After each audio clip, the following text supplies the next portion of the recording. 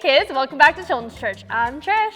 And I'm, Pastor Dave. Hello? Yeah. Did you forget who you were? Yeah, for a minute I was thinking about today's gospel. It was super awesome. What's today's gospel? Well, today's gospel is about people who said that we all have to follow the rules. Have you ever had to follow like a lot of rules? Oh gosh, when I'm at school, so many rules. Oh. Like now I can't use crayons. I have to use a black pen.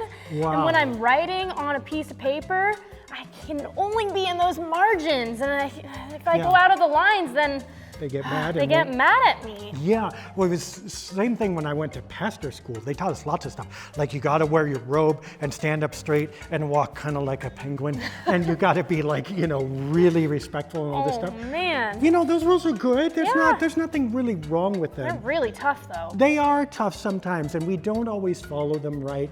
But you know what? Jesus said to all his followers, rules can be good, but we are more than just the rules. Okay. And even if we follow the rules, that doesn't make us perfect. And sometimes God operates outside of the rules, right? Now, let's use this example. Let's say that, did your parents ever tell you, look both ways before you cross the street all the time? Of course. Yes, but what if there's a fire or a scary person on this side of the street and you're in real danger? Oh, my. Now you should still kind of look both ways, but it's important to get across that street. Or only cross at the crosswalk.